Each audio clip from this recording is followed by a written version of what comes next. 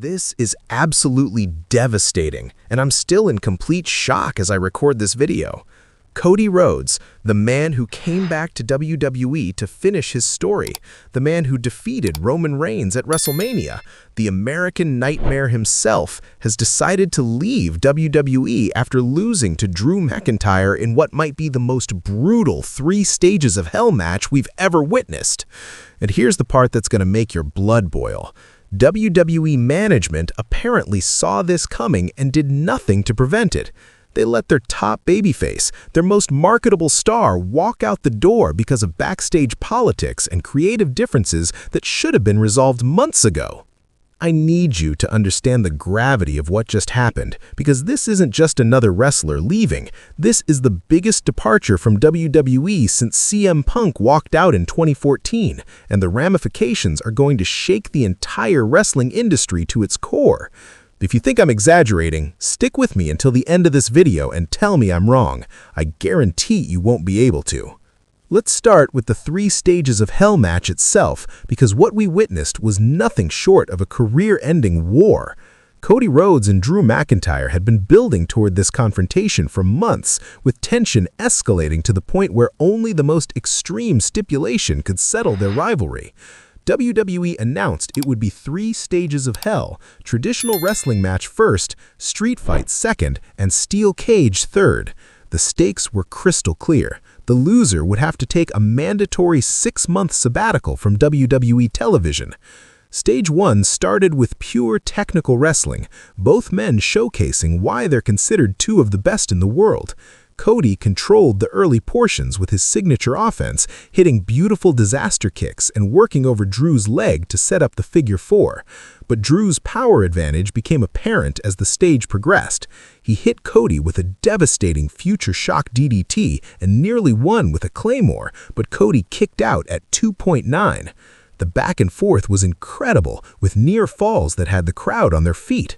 Eventually, Drew caught Cody with a second Claymore out of nowhere and pinned him to take stage 1 and the entire match. Here's my first question for you, and I want this comment section flooded with answers.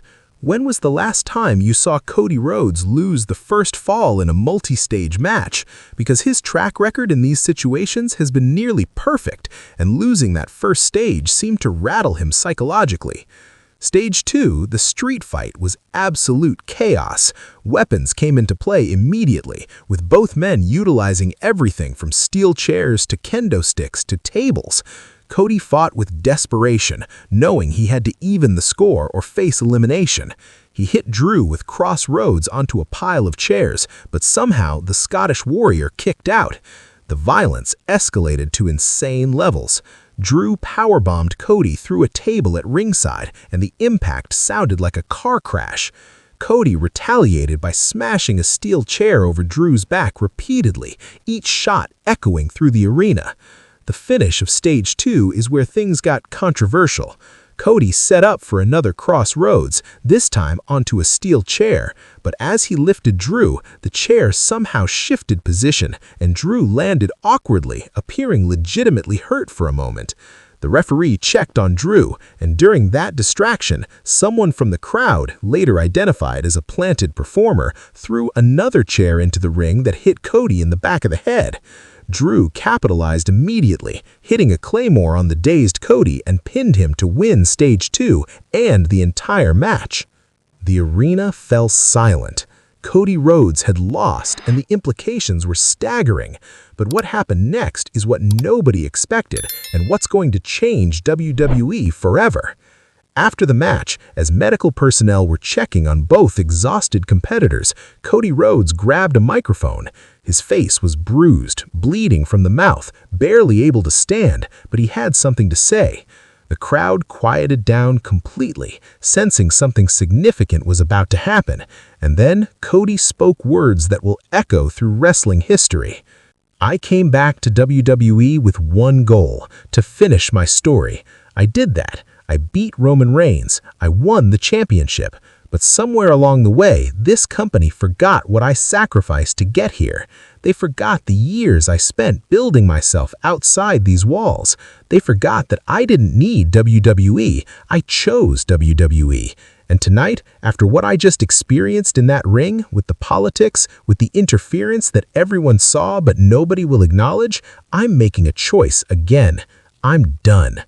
The crowd erupted in a mixture of shock, denial, and supportive chants. Cody continued, his voice breaking with emotion.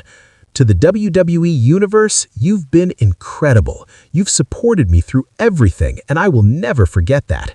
But to WWE management, to the people backstage who couldn't put their egos aside, who couldn't just let the best stories play out naturally, I have one thing to say.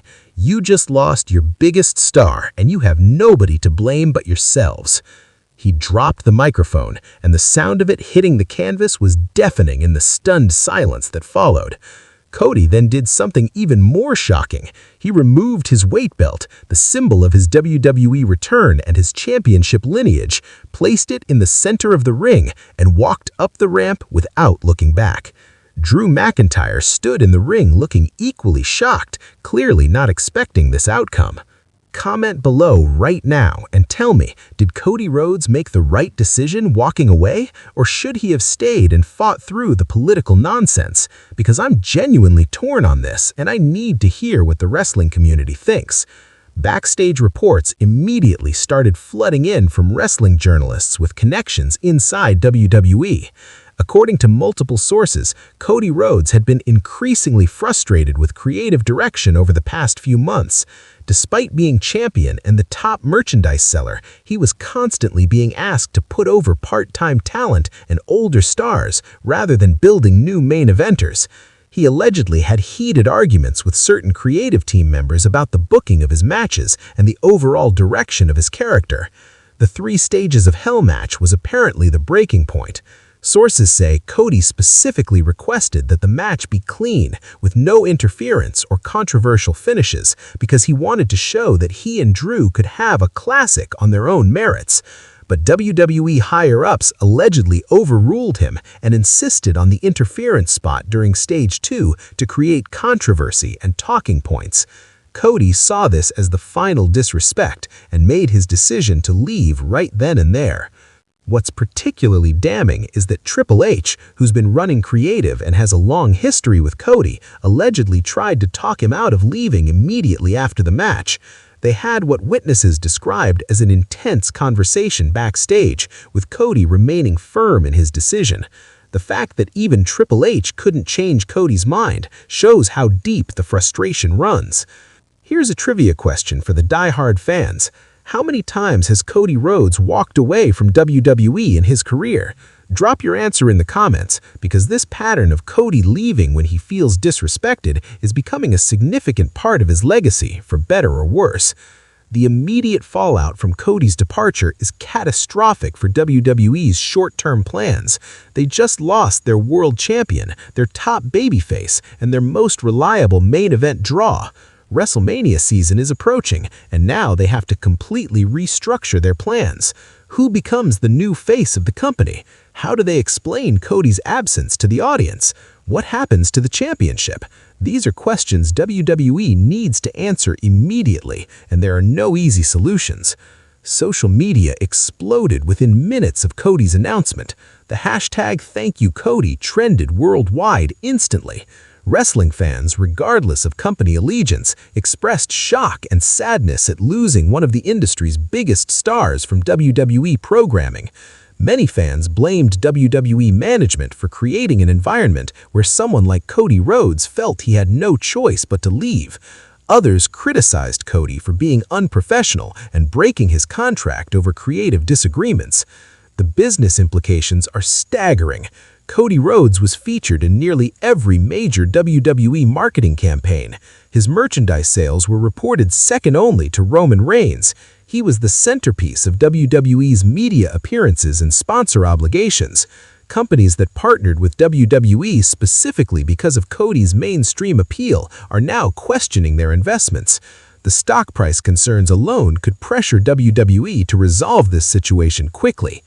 Let me ask you this, and I want detailed answers in the comments. If you were Triple H right now, what would you do to fix this situation?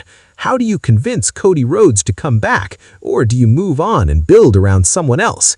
This is a legitimate crisis that requires immediate action. The wrestling world outside WWE immediately started speculating about Cody's next move. AEW, the company he helped found and where he was a major star, obviously becomes a possibility. Tony Khan hasn't commented publicly yet, but you know he's making phone calls. New Japan Pro Wrestling, where Cody had an incredible run, could be another destination. Or Cody could go the independent route again, taking high-paying bookings around the world while maintaining complete creative control. Some fans are suggesting Cody might step away from wrestling entirely to focus on other ventures. He's got business interests outside wrestling, he's done some acting, and he's built up enough of a brand that he could survive financially without performing. But most people close to Cody say wrestling is in his blood, and he can't stay away for long, even if he wanted to. The most interesting